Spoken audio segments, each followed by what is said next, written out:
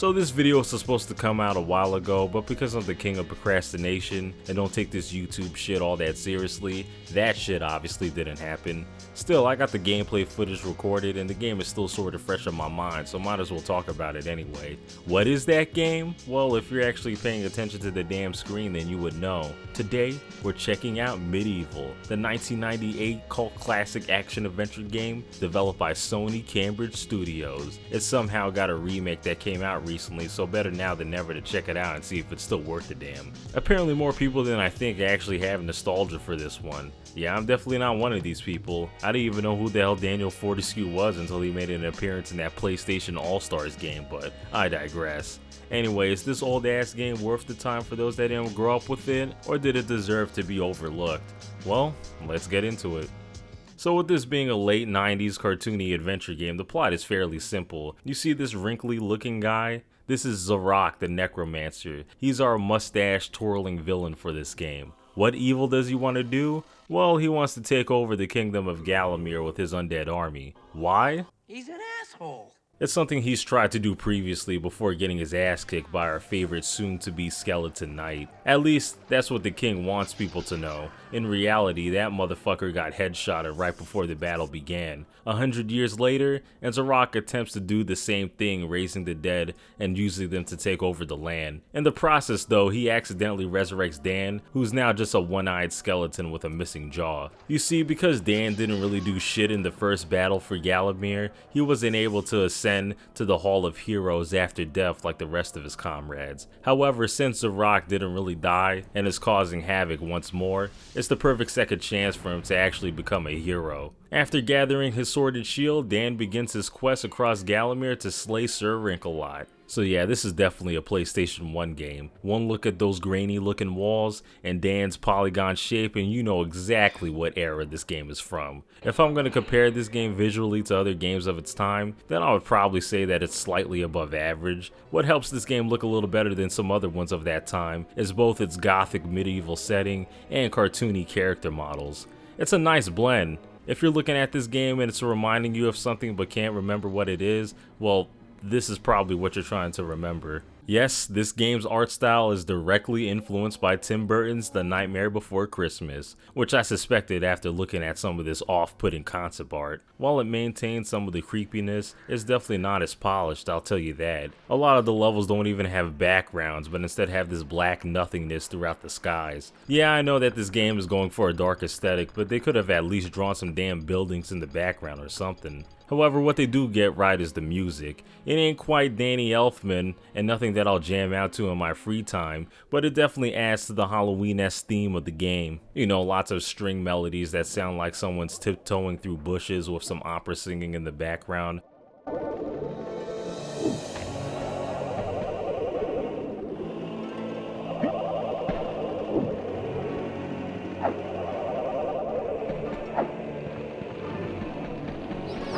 A lot of this game is creepy, but in a kid-friendly way. Nothing had me shaking in my boots as an adult, but I know if I played this as an 8-year-old, it would have been a different story, especially considering how much of a chicken shit kid I was, but I digress. The voice acting is surprisingly pretty good in this game, especially for its time. There ain't no Oscar-worthy performances or anything, it just sounds like everybody was having fun with their roles here. It's overacting, but in a good way. A lot of the writing is full of that British snark, and it's crazy how expressive Dan is as a character, despite having no jaw.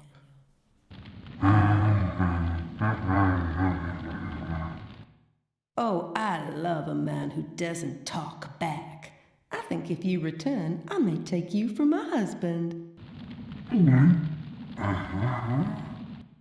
Now. So structurally, this game is pretty similar to the platformers of its era. You pick a level and traverse said level for the exit, all while avoiding deadly traps and beating up the undead. Our boy Dan is a knight, so you know that he's armed with the usual sword and shield, but he's obviously not trained with these weapons, as the combat mostly amounts to Dan flailing around his sword like an idiot. Yeah, there's no lock-on system, so taking out enemies is kind of a pain in the ass. For a lot of them, you'll find yourself getting hit while hitting them, since on top of there being no lock-on, on, enemies take a lot more hits than necessary to kill. Actually, I take it back, there is sort of a lock-on mechanic when you're firing a ranged weapon, but it's one of those shitty automatic ones where you have to lean your character in a certain way and hope that they lock on to the right target. It's pretty inconsistent and aggravating as a result, but luckily only required for some of these mini bosses. Even though the combat itself is kinda janky, at least there's a nice variety in the amount of weapons Dan has at his disposal. Even early game, on top of the sword and shield, you have a crossbow, knives, a giant hammer. You could even rip your own damn arm off and use that as a weapon,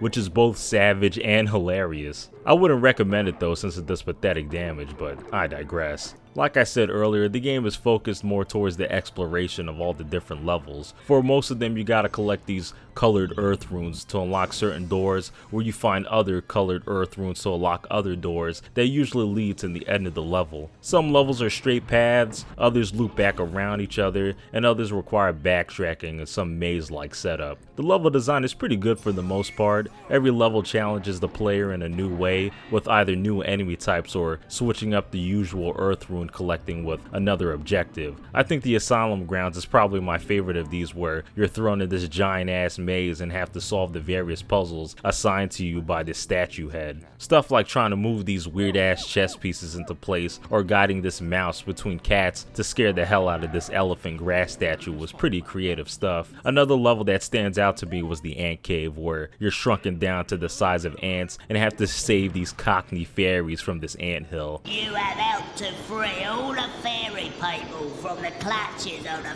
filthy ant scum. As a reward, I can grant you passage to the Hall of Heroes. I've never been there myself, but I've heard they got a free bar. I said earlier that this game doesn't scare me as a grown-ass man, and while I still stand by that, the sleeping village did slightly disturb me with those possessed town folks trying to murder your ass. So yeah, the game doesn't really ever get repetitive, only when you're going after these holy chalices, which I'll talk about in a bit. Things do take an unusual turn during the back half of this game though, where it goes all Metroidvania, having you get an item in a previous level in order to proceed to the later ones. Something that I typically like in games, but some of these levels are aggravating as hell to go through. Not at the fault of the levels, but with the controls. Dan is one hard son of a bitch to fully control, man. Not in the tank control sense, but more in that he's slippery as hell. It's hard to describe without feeling it yourself, but it's almost like a slight tap of the left stick sends him hauling ass in every direction. Add in the fact that there's a slight slide before he comes to a full stop, and levels like the pools of the ancient death will have you clenching your butt cheeks with every movement. Actually, a lot of the later levels in general are pretty stingy with the platforms, and a lot of my lost lives came mostly from slipping off of them. Luckily, falling doesn't actually kill you in this game, only some health loss. It's almost like the developers knew that the controls were gonna fuck you over sometimes. Now for the holy chalices, the heart and soul of this game. Seriously, getting these things dictate a lot. Don't let the game fool you into thinking that these things are optional. I mean, they are, but man, you're gonna be missing out on a lot of gear that makes this game hella easier later on. It's not like they're that difficult to get either. They're usually placed only slightly off the main path, with the only requirement being that you kill enough enemies. Once you've collected one and completed the level, then you're teleported to the Hall of Heroes, where one of the past heroes will reward you with some new weapon. Everything from a magic sword to shooting lightning from your hands. You even get a goddamn chicken drumstick that turns enemies into chicken. Hilariously, it's one of the best items in the game.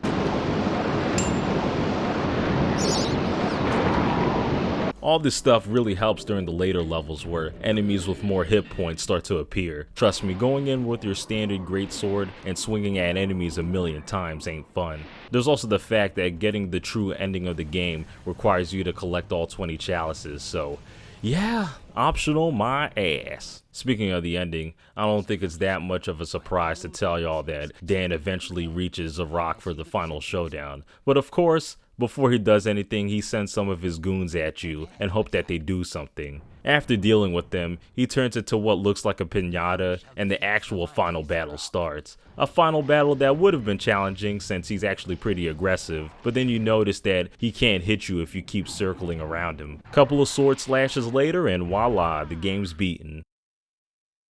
Ah, curse you, Sir Knight. I am finally defeated.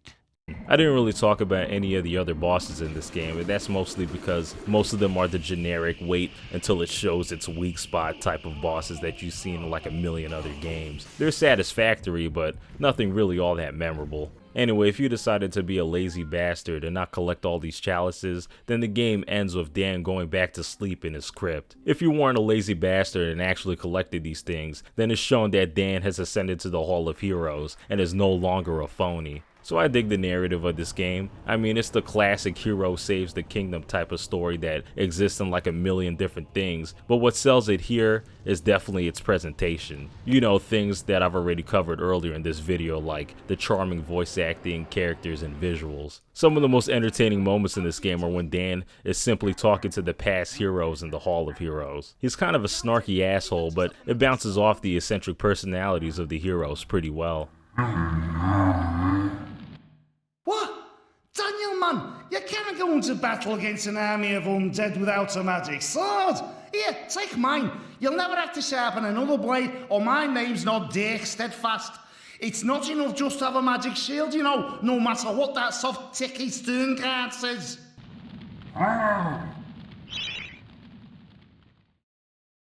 So yeah, that's MediEvil, the forgotten Sony exclusive that honestly hasn't aged the best, but there's still some enjoyment to be had here. If I were to rate this game, then I'll probably give it a 6 out of 10. Not something I'd be quick to recommend, but it ain't bad either. I've heard that the remake is just this game but with shiny modern graphics, so you can't really go wrong with playing that if the PlayStation 1 graphics disgust you. Assuming anyone watching this video is even interested in playing this anyway. Anyway, that's all I gotta say about this, so until next time.